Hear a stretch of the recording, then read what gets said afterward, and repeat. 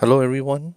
Let's take a look at this example here to deeper understand the definition of moments equals force times perpendicular distance from pivot to the line of action of the force. The diagram here shows an angled beam attached to a spring. The force up of 800 newtons rests at point W. Spring exerts a force of 160 newtons upwards.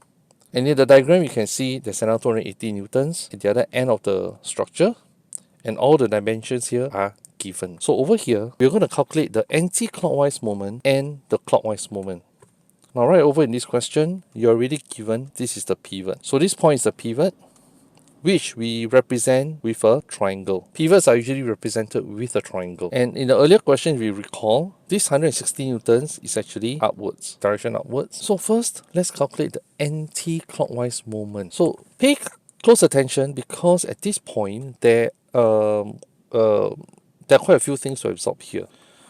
Now, how do you know it's the anti-clockwise moment? First of all, the pivot, and look at the force. 800 newtons. Pivot. If the 800 newton force is going to continue to push itself downwards, this structure is going to turn in this direction. Pivot, which I marked in green now, is at the face, the center of the clock. And this line here, which I highlighted in green also, is at the hands of the clock. You know, it's moving anti-clockwise, right? Because of the force exerted at point W. And this structure will turn because of the pivot. So 800 Newton will result in an anti-clockwise moment. So let's make a note here first. 800 Newton will result in an anti-clockwise moment. How about 160 Newton? Again, center of the pivot, upward force, and this that I draw in green is actually the perpendicular distance between the pivot and the force. And this perpendicular distance, because of at the end of the perpendicular distance, because of the upward force of 160 newtons, this structure is going to turn. So I know the force of 160 newton will cause an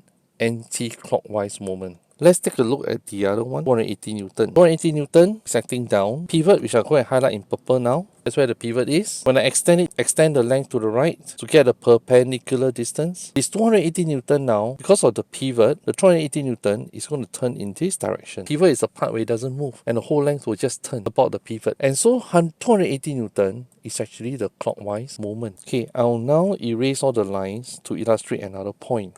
I'm just going to leave the anti-clockwise and the clockwise moment. Now let's take a look at the 280 newton.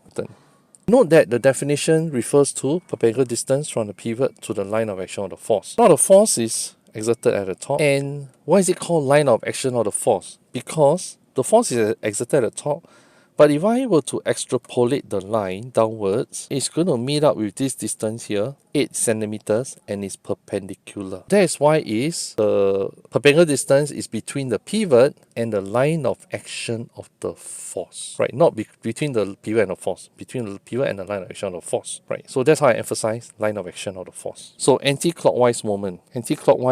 Note here, we have two forces, 800 Newton and 160 Newton. These two forces contribute to anti-clockwise moment. So in order to calculate the sum of anti-clockwise moment, the word says the sum of anti-clockwise moment. So we sum up the moments. So there's one anti-clockwise moment by the 800 Newton, which is 800 times 2. Another is 160 times 4. And 1600 plus, and then we have 2240 and centimeters.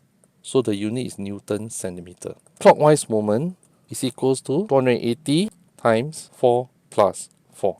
280, and then you have 2240. That is it. That's all I have for turning effect of forces. Well, let's explore principle of moments next.